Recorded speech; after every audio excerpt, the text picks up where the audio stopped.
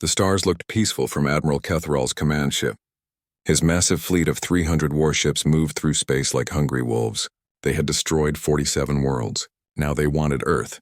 "Show me the target planet," Kethral said to his officer. A blue and green world appeared on the screen. Earth looked small and weak. The Admiral smiled, showing sharp teeth. "These humans still use metal ships with simple weapons," his science officer reported. "Their strongest ships carry basic missiles and old laser guns." "They cannot hurt us," Kethral laughed. "How many ships do they have?" "Maybe 200 small ships. Most are for trade, not war. Their military is weak." The Admiral felt happy. This would be easy. His fleet had plasma weapons that could melt mountains. His ships had shields that could stop any human attack. Earth would surrender in hours. Far away, Captain Jinho Kim was drinking coffee at Luna 7 station. The station floated near Earth's moon, forgotten by most people. Jinho had worked there for 5 years. It was a boring job. The station was supposed to watch for space rocks and study old Earth technology. The alarm made him jump.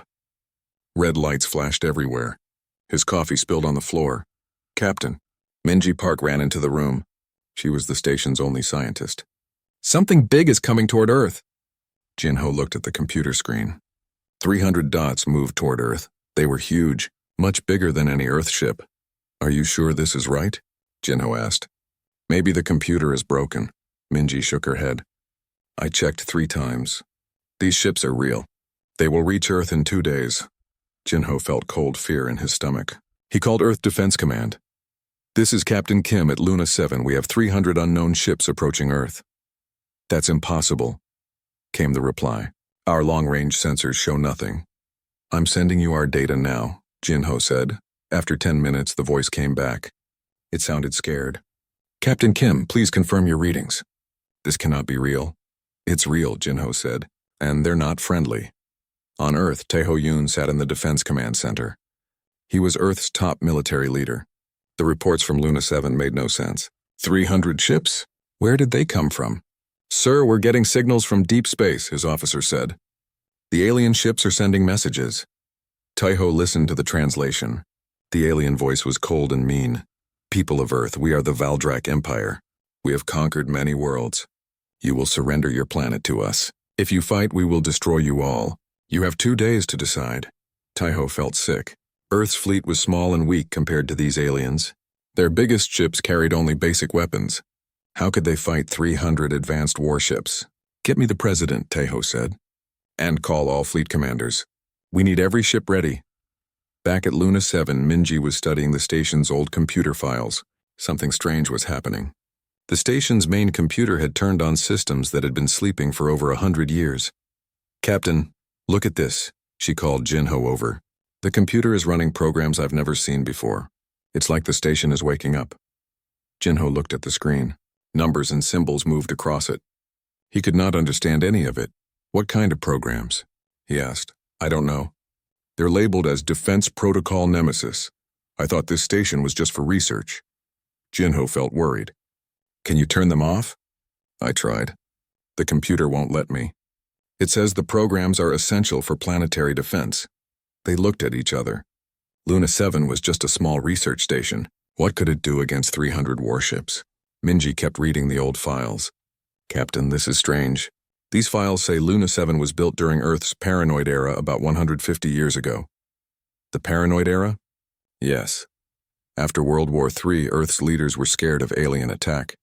They built secret defense stations around the solar system. But I thought those were just stories." Jinho walked to the window. Earth looked small and blue in the distance. Maybe the stories were true. On the Valdrak command ship, Admiral Kethral watched his fleet move toward Earth. His officers were excited. They loved destroying weak planets. "Admiral, the human ships are moving," his tactical officer reported. "About 50 small ships are coming toward us." Kethral laughed. 50 ships?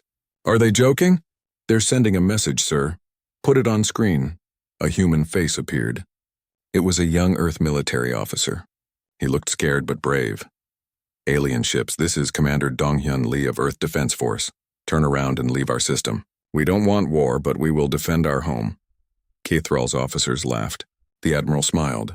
"Little human, your weapons cannot hurt us. Watch and learn." Kethril ordered one of his destroyers to fire on an empty asteroid. The plasma beam hit the rock and turned it into bright dust.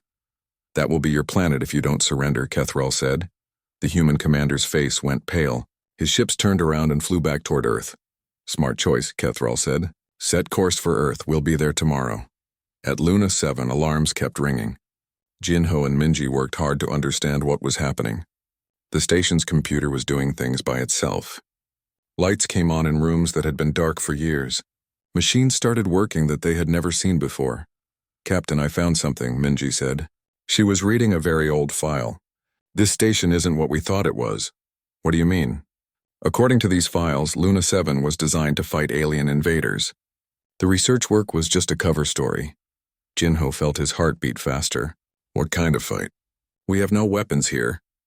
Minji looked scared and excited at the same time. "Captain, I think we do have weapons. I think this whole station is a weapon. A very big one." Outside, Earth's small fleet tried to get ready for battle, but everyone knew the truth. They were going to lose. The aliens were too strong, too advanced, too many. But deep inside Luna 7, old machines were waking up. Machines that had waited 150 years for this moment. Machines that Earth's leaders had built when they were most afraid the Valdrak Empire was coming to Earth. They thought it would be easy. They were about to learn that humans had been ready for them for a very long time. Captain Jinho Kim could not sleep. All night, Luna 7 station made strange noises.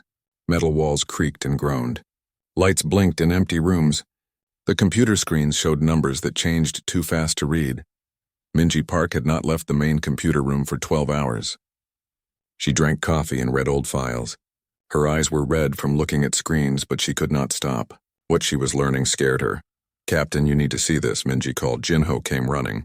On the screen was a three-dimensional picture of Luna 7, but it looked different.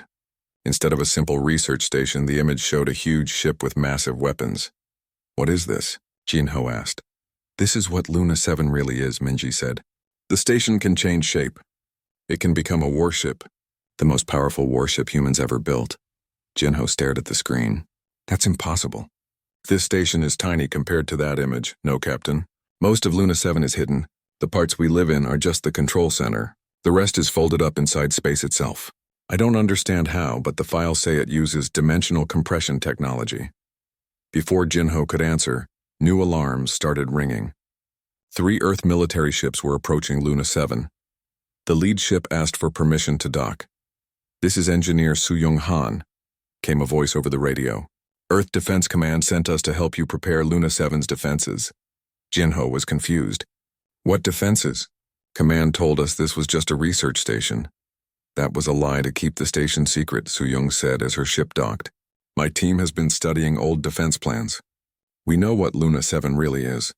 Soo-Young Han was a small woman with smart eyes. She brought 2 other engineers with her. They carried heavy cases full of equipment. "Show me everything you've found," Soo-Young said to Minji. For the next 4 hours they worked together.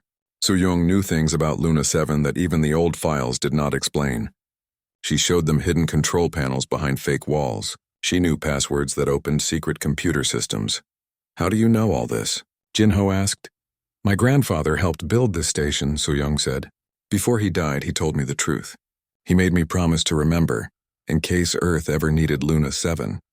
They found the main transformation controls in a room deep inside the station. The room had been sealed for 150 years. When they opened it, lights came on by themselves. A huge chair sat in the center, surrounded by control screens. "This is the command center," Soo-Young said. "Whoever sits in that chair will control the most powerful weapon in the solar system." Jinho felt scared. What if we do something wrong? What if we break it? "Then Earth dies," Soo-Young said simply. "The alien fleet will reach us in 18 hours. This is our only chance." While they worked on Luna 7, the Valdrak fleet moved closer to Earth. Admiral Kethril was in a good mood. His ships had destroyed 3 small Earth patrol boats without any trouble. The human weapons could not even scratch Valdrak shields. "Admiral, we're receiving more human surrender offers," his communication officer reported. "How many governments want to give up?" Kethril asked. 14 nations on Earth. They promise to serve the Empire if we don't destroy their cities. Kethril laughed. "Tell them we'll think about it. Let them argue with each other for a while. But his science officer looked worried. "Admiral, our sensors are detecting something strange near the human moon." "What kind of strange?" "There's a small station there. It's giving off energy readings we don't understand. The energy is growing stronger." Kethral looked at the sensor data. "It's just a tiny research station. Maybe they're trying to build a bigger antenna to surrender faster." "Sir, the energy readings don't match any known human technology." "Then they're probably copying our technology badly," Kethral said. "Humans are not smart enough to build anything dangerous." Back on Luna 7, Minji made a discovery that changed everything. Deep in the oldest files, she found the truth about where Luna 7's technology came from. "Captain Suyong, you need to hear this," Minji said. Her voice was shaking. They gathered around her screen. Minji showed them a report from 400 years ago. "A Valdrak scout ship crashed on Earth in the year 1625, she read. Earth scientists studied the ship in secret. They learned how Valdrak technology works. Luna 7 was built using that knowledge. Jinho felt his mouth open. "You mean we have Valdrak technology?" "Better than Valdrak technology," Minji said. "Earth scientists had 400 years to improve it. They made it stronger, faster, more efficient." Soo-young smiled for the first time since arriving. "That's why my grandfather was so confident. He knew we weren't building human technology.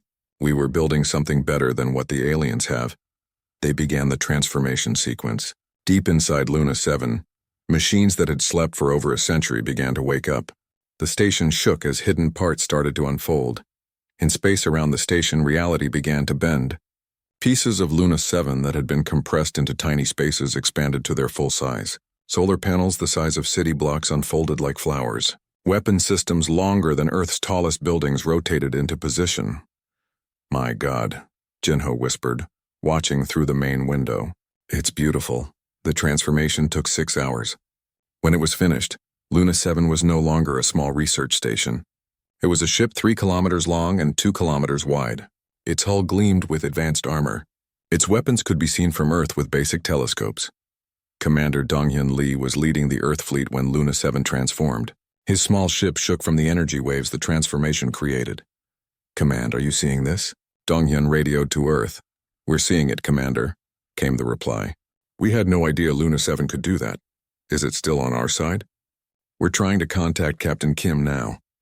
On Luna 7, Jinho sat in the command chair. Information flowed into his mind through connections he could not see. Suddenly, he knew everything about the ship. He knew where every weapon was. He knew how strong the shields were. He knew how fast the ship could move. "Captain," Minji said, "the Valdrak fleet has seen our transformation. They're changing course." Jinho looked at the tactical screen. The alien fleet was no longer heading directly for Earth. They were spreading out, forming an attack formation aimed at Luna 7. "They think we're a threat now," Soo-young said.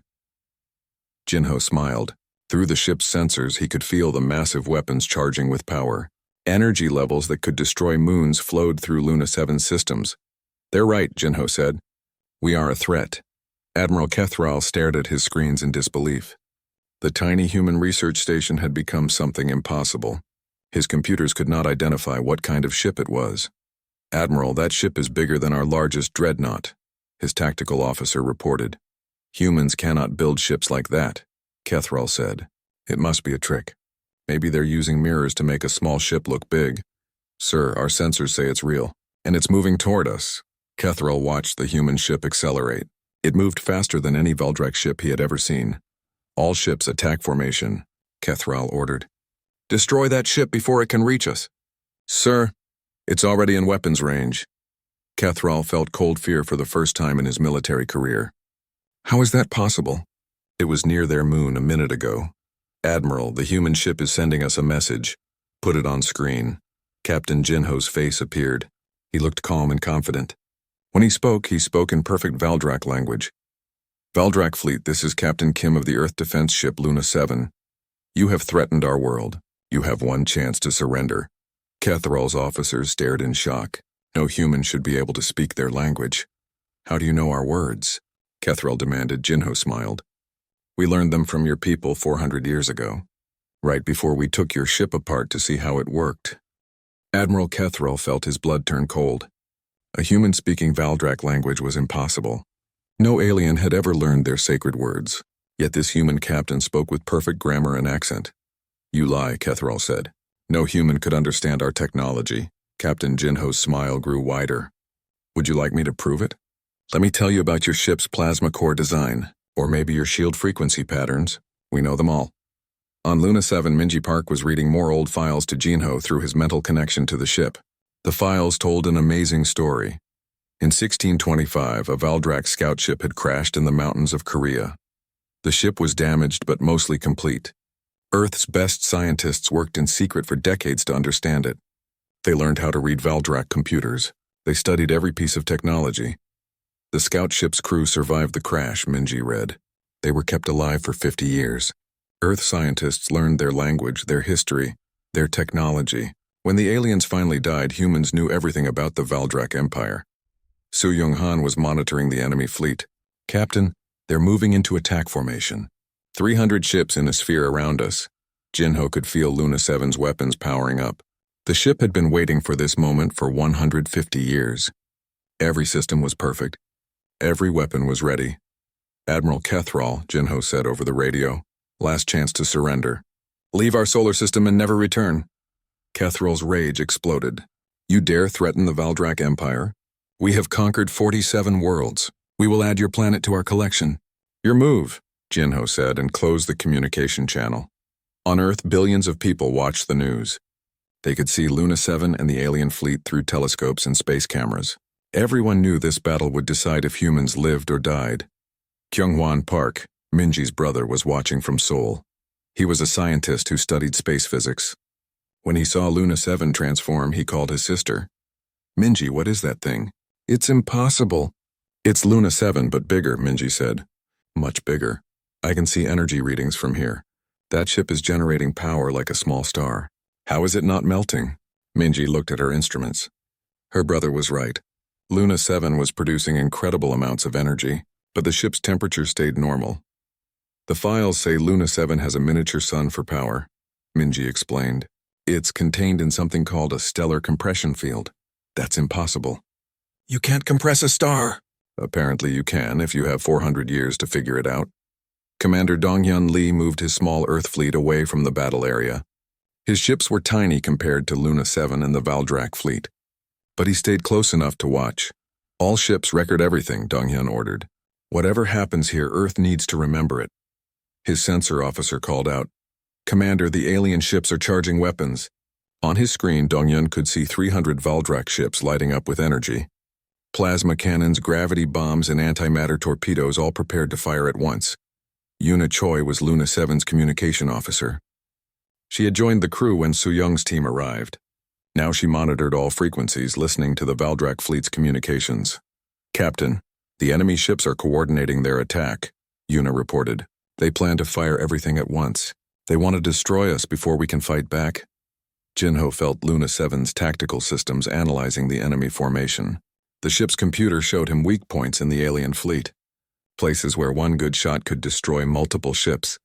Let them fire first, Jinho said. I want to see what they have. Minji looked worried. Captain, their weapons could destroy planets. Are you sure our shields can handle that much firepower? Only one way to find out, Jinho said. Admiral Kethral gave the order. All ships, maximum firepower. Destroy that human ship. 300 Valdrak warships fired at the same time. Plasma beams, antimatter explosions, and gravity weapons all hit Luna 7 together. The explosion was so bright it could be seen from Mars. The light faded. Smoke cleared. Luna 7 hung in space completely undamaged. Impossible, Kethral screamed. Nothing can survive that much firepower. His weapons officer checked the sensors 3 times. Admiral, their shields absorbed everything. Our weapons did no damage at all. On Luna 7, Jinho felt the shield impact through his connection to the ship. It felt like someone throwing a small rock at a mountain. Our turn, Jinho said. Jaewon Song had joined Luna 7's crew as weapons coordinator. He was an old Earth military officer who understood big guns. But Luna 7's weapons were beyond anything he had imagined. Captain, main weapon is ready, Jaewon reported. Target? Jinho looked at the enemy formation. Through Luna 7's sensors, he could see inside every Valdrak ship. He knew which ones carried the most dangerous weapons. He knew which ships had the best shields. He knew which ones contained the fleet's commanders. Fire on the command group, Jinho ordered. 12 ships, center formation. J1 pressed the firing control. Luna 7's main weapon was called a stellar lance. It focused the power of the ship's miniature sun into a beam smaller than a pencil. The beam could cut through planets like they were made of paper. The weapon fired for exactly 1 second. 12 Valdrak dreadnoughts, including 2 command ships, simply disappeared. They did not explode. They did not burn. One moment they were there, the next moment they were gone. Only scattered atoms remained. The silence on the Valdrak communication channels was complete. "Admiral!" One of Kethral's officers finally screamed. "The Melbourne and the Devastator are gone. Admiral Vexton and Admiral Morgak are dead." Kethral could not speak. 12 of his strongest ships had been destroyed in 1 second. Ships that had conquered star systems were now space dust. "Sir, what are your orders?" his tactical officer asked. Kethral stared at Luna 7. The human ship had not moved. It just floated there, waiting. "All ships," Kethral said quietly. "Retreat to minimum safe distance." "Sir?" "Retreat!" Kethral screamed. On Luna 7, Heian Kim was monitoring enemy communications. She was young, but very good with languages and codes. "Captain, the Valdrak fleet is falling back," Heian reported. "They're scared. I can hear it in their voices." Jinho nodded. Through Luna 7's sensors, he watched the alien ships pull away, but they were not leaving the solar system. They were regrouping. "They're not giving up," Soyoung said. "They're planning something." Minji found more information in the old files. "Captain, the original Valdrak scout crew talked about their military tactics. When they can't win with brute force, they try to find weaknesses." "What kind of weaknesses?" Jinho asked. "They'll look for things we care about. Things we'll sacrifice ourselves to protect." As if responding to her words, new contacts appeared on Luna 7's sensors. 50 Valdrak ships had broken away from the main fleet. They were flying fast toward Earth. Yuna intercepted their communications. "Captain, those ships are heading for Earth's major cities. They plan to attack civilians to force us to surrender." Jinho felt anger flow through him. The anger connected with Luna 7's systems. The ship's weapons powered up automatically. "Admiral Kethral," Jinho said over the radio. "Call back those ships now." "Surrender your ship, human, or we destroy your cities," Kethral replied. Jinho looked at his crew. They all nodded. They knew what they had to do. "Luna 7, maximum speed," Jinho ordered. "Intercept those ships before they reach Earth." The great warship turned and accelerated. It moved so fast that the Valdrak sensors could barely track it. Nayeon Lim was Luna 7's tactical officer. She calculated firing solutions while the ship moved. "Captain, we can catch them in 3 minutes. But there are 50 ships and they're spread out." "Then we'll have to shoot fast," Jinho said. In the command center, all the displays showed the 50 enemy ships racing toward Earth. Luna 7 chased them like an eagle hunting rabbits. 2 minutes to intercept, Nayeon reported. Jinho felt Luna 7's weapon systems come fully online. Not just the main stellar lance, but hundreds of smaller weapons. Pulse cannons, plasma torpedoes, gravity mines. The ship was armed for hunting entire fleets. 1 minute to intercept. The first Valdrak ships were already entering Earth's atmosphere when Luna 7 caught up with them. "Fire," Jinho said. Luna 7 moved through space like lightning made solid. The great warship caught the 50 Valdrak raiders just as they entered Earth's atmosphere. Captain Jinho could see the enemy ships through Luna 7's sensors. They were diving toward major cities, ready to kill millions of innocent people. "All weapons, rapid fire," Jinho ordered. Jae-Won Song's hands flew over the weapon controls. Luna 7 had more guns than anyone had counted. Pulse cannons fired streams of energy. Plasma torpedoes launched in groups of 12. Gravity mines appeared in the paths of fleeing ships.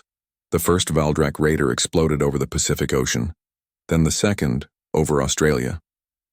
The third ship died above Africa before it could fire a single shot. 47 ships remaining, Nayeon Lim reported. They're scattering in all directions. Jinho felt Luna 7's tactical computer calculating thousands of firing solutions every second. The ship could track every enemy vessel while predicting where they would go next. "Time to intercept over Seoul?" Jinho asked.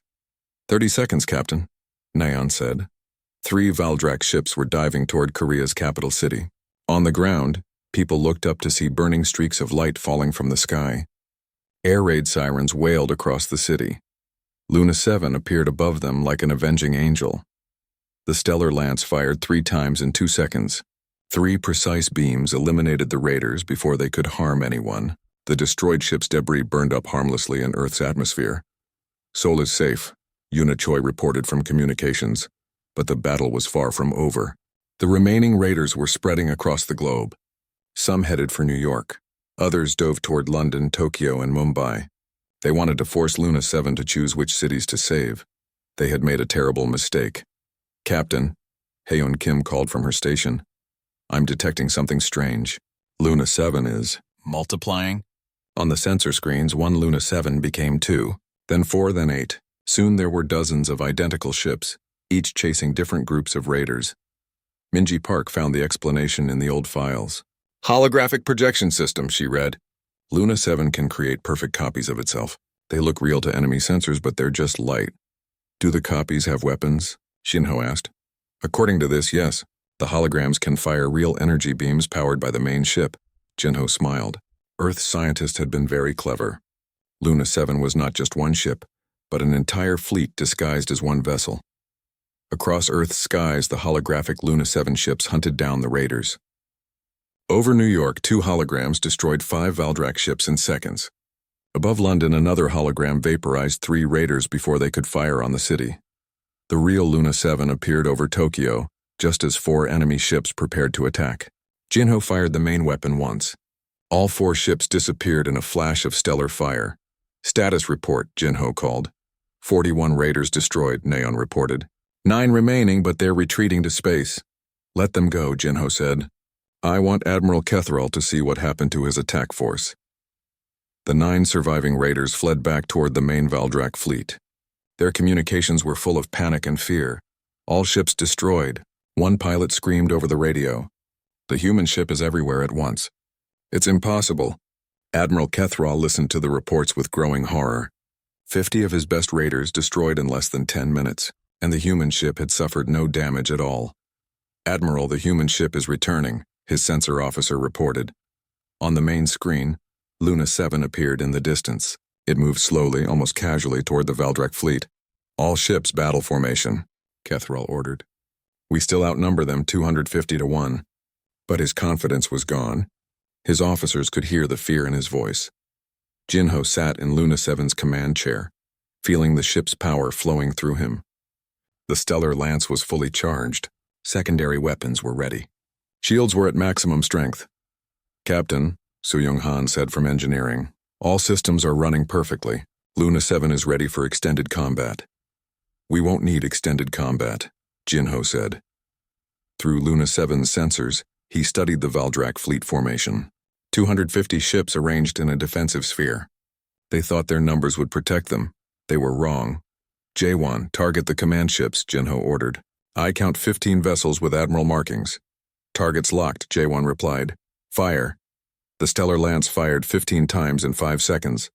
Each shot was perfectly aimed. 15 Valdrak command ships died in 15 flashes of artificial starlight. The enemy fleet fell into chaos. With their admirals dead, the remaining ships had no coordination. Some tried to attack Luna 7, others tried to flee. Many just floated in space waiting for orders that would never come. 235 ships remaining, Nyan reported. Secondary weapons, free fire, Jinho ordered. Destroy them all. Luna 7 became a storm of destruction. Hundreds of pulse cannons fired in constant streams. Plasma torpedoes filled space with deadly flowers of energy. Gravity mines appeared among the enemy ships like invisible death. The holographic fleet returned, adding their firepower to the real ship's weapons. From every direction, beams of energy struck the Valdrak fleet.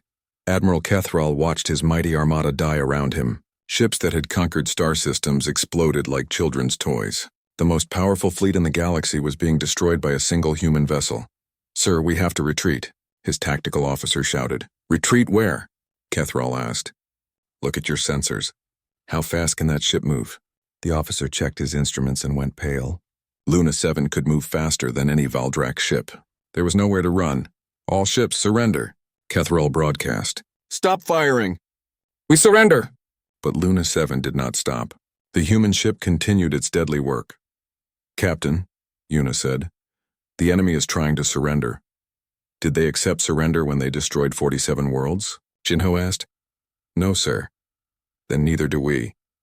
The battle continued for exactly 7 minutes and 34 seconds. When it ended, the Valdrak fleet was gone. 250 warships reduced to glowing debris. Only Admiral Kethral's command ship remained. Its engines destroyed, its weapons offline. Luna 7 moved close to the crippled ship. Jinho opened a communication channel. Admiral Kethral appeared on screen. His uniform was torn. His face showed complete defeat. "Human Captain," Kethral said, "you have won. What are your terms?" "Terms?" Jinho said. "You came here to destroy my world. You plan to kill billions of innocent people. You think this is a negotiation? Please, I have a crew of 3,000. They are soldiers, but they have families." Jinho felt Luna 7's weapons targeting the last enemy ship. One shot would end it all. But then he thought about Earth, about humanity, about what made humans different from the Valdrak Empire. "Your crew has 1 hour to abandon ship in escape pods," Jinho said. "Take only personal items. Leave all weapons and technology behind, and then you drift in space until someone finds you. Maybe another human ship will pick you up. Maybe not." Kethral's face showed relief and shame. "Thank you for sparing my crew." "Thank the fact that humans are better than you," Jinho said. As the Valdrak crew abandoned their ship, Commander Donghyun Lee brought his small Earth fleet closer. The human ships looked tiny next to Luna 7's massive bulk. "Captain Kim," Donghyun radioed. "Earth Defense Command is asking for a status report." Jinho looked around Luna 7's bridge. His crew was tired but victorious. The ship's systems hummed with satisfied power. "Tell Command the threat is eliminated," Jinho said. "The Valdrak fleet is destroyed. Earth is safe. All of them? The entire fleet? All of them." There was a long pause on the radio. "Captain Kim, Command is asking about casualties." "How many ships did we lose?" Jinho smiled. "None. 0 casualties. Luna 7 destroyed 300 Valdrak warships without taking any damage." Another pause. "Command wants to know if you're joking." "I never joke about military reports," Jinho said. "The Valdrak Empire sent their best fleet to conquer Earth. It took us 7 minutes and 34 seconds to destroy them completely." All across Earth, people watched the news reports. The alien invasion was over. The threat that had terrified the world for 2 days was gone. And humanity had won without losing a single ship. In the depths of space, Admiral Kethral and his surviving crew drifted in their escape pods. They sent emergency signals toward the Valdrak Empire, reporting their defeat. The message would take months to reach home. When it did, the Empire would learn a terrible truth. Humans were not the primitive species they appeared to be. Earth was protected by weapons beyond Valdrak understanding. The easy conquest had become the worst military disaster in Valdrak history. And somewhere in space, 6 more stations like Luna 7 waited in the darkness, waiting for the next enemy foolish enough to threaten Earth. News of the Valdrak fleet's destruction spread across the galaxy faster than light itself. On distant worlds that had suffered under Valdrak rule, beings looked up at the stars with new hope. Earth, a planet most had never heard of, had done the impossible. Yoonji Woo had been Earth's ambassador to the Galactic Council for 3 years. The job had been mostly ceremonial since humans were considered a minor species. Now her communication systems were overwhelmed with messages from across the galaxy. "Ambassador Woo," her assistant said, "we have surrender offers from 12 Valdrak colony worlds. They want to join Earth's protection." Yoonji rubbed her tired eyes. "Any word from the Valdrak homeworlds?" "Nothing official. But our deep space monitors are detecting massive fleet movements in Valdrak space. It looks like civil war." That made sense. When news reached the Empire that their best fleet was destroyed by 1 human ship, the subject worlds would revolt. Valdrak military commanders would fight each other for control. The Empire that had ruled for 1,000 years was tearing itself apart. "What about alliance requests?" Yoonji asked. 37 species want formal treaties with Earth. The Centauri Federation is offering full military partnership. Even the Rigel Syndicate is asking for protection agreements. Yoonji felt overwhelmed. 3 days ago, Earth was unknown. Now every major power in the galaxy wanted to be humanity's friend. On Luna 7, Captain Jinho Kim stood on the observation deck. The great warship floated peacefully near Earth's moon, its weapons powered down but ready. Through the transparent aluminum windows, he could see Earth turning slowly in the distance. Dr. Minji Park joined him. She carried a datapad full of reports from around the solar system. "Captain, we've found them," she said. "Found what?" "The other stations. 6 more, just like Luna 7. Hidden in the asteroid belt behind Jupiter's moons and the outer planets. They're all responding to activation signals." Jinho felt a shiver of excitement. "Are they all the same?" "No, sir. Each one is specialized. Luna 7 is designed for fleet combat. But there's one built for planetary defense, another one designed to hunt down single ships, one that can travel between star systems in minutes. And the others?" Minji smiled. "Captain, one of them is bigger than Earth's moon. The files call it World Breaker." Jinho thought about Earth's ancestors who had built these weapons. They had been so afraid of alien invasion that they created tools capable of destroying entire civilizations. And they had hidden them so well that even Earth's government forgot they existed. "How long until they're all operational?" Jinho asked. "Engineering teams are being sent to each station. So Jung estimates 6 months to activate them all." At Earth Defense Command, Tai Ho-yun was trying to manage the biggest crisis in human history. But it was a good crisis. Earth had gone from helpless victim to galactic superpower in one day. "Sir, the Andromedan Republic is requesting a meeting," his aide reported. "They're offering to share their jump gate technology in exchange for protection from Valdrak revenge attacks." "Schedule it," Taeho said. "What about our own fleet expansion? Every shipyard on Earth is being retooled. The Luna 7 plans are being studied by our best engineers. We should have smaller versions of the technology within 2 years." "Smaller versions?" "Yes, sir. Apparently Luna 7 is what Earth scientists could build with 1800s technology. Modern Earth can do much better." On the Valdrak homeworld of Kethmore, Emperor Vashital received the worst news in his empire's history. His best admiral was dead. His greatest fleet was destroyed. A species he had never heard of possessed weapons that made Valdrak technology look primitive. "How is this possible?" the Emperor asked his science advisors. "Great Emperor, the humans somehow acquired our technology centuries ago. They have had time to improve it far beyond our current capabilities." "From where?" "We have never had contact with Earth before." The science advisor looked nervous. "Great Emperor, we found records of a missing scout ship from 400 years ago. It was investigating a system we now know contains Earth." Emperor Vashtal felt cold fear. "The humans captured our ship?" "Studied our technology. It appears so, Great Emperor. For 4 centuries they have been preparing for our arrival." The Emperor's anger exploded. 400 years. "They have been ready for us for 400 years and no one told me." "The records were lost, Great Emperor. The scout ship was forgotten, and now they have used our own technology to destroy us." The Emperor sat heavily in his throne. "How many worlds are in revolt?" 73 systems have declared independence, Great Emperor. Our local fleets are fighting rebels everywhere. Admiral Morgek is asking for reinforcements to hold the core worlds." "What reinforcements?" "Our best ships are space dust around Earth." As the Valdrak Empire collapsed, other powers moved to fill the void. But they all remembered the lesson of Luna 7. No one wanted to anger the humans. Commander Donghyun Lee had been promoted to admiral after the battle. He now commanded Earth's expanding fleet from his flagship, a new ship built with Luna 7 technology. "Admiral, we're receiving a distress call from the Vegan system," his communication officer reported. "Valdrak forces?" "No, sir, pirates. They're attacking refugee ships fleeing the Empire's civil war." Donghyun made the decision that would define Earth's role in the galaxy. "Set course for Vega, maximum speed." "Sir, that's outside Earth space. We have no authority there." "We have the authority of superior firepower," Donghyun said, "and the duty to protect innocent people." The new Earth ship arrived at Vega to find 12 pirate vessels attacking a convoy of refugee ships. The pirates had old Valdrak weapons stolen during the Empire's collapse. "Pirate vessels, this is Admiral Lee of the Earth Defense Force," Donghyun broadcast. "Release the refugees and surrender." The pirate leader laughed over the radio. "1 human ship against 12? You're either very brave or very stupid." "Neither," Donghyun said. "I'm just better armed." The Earth ship fired once. All 12 pirate vessels exploded simultaneously. Word of Earth's intervention spread quickly. Within weeks, Earth ships were patrolling trade routes throughout the former Valdrak space. Human vessels became a welcome sight for peaceful travelers and a terror for pirates and raiders.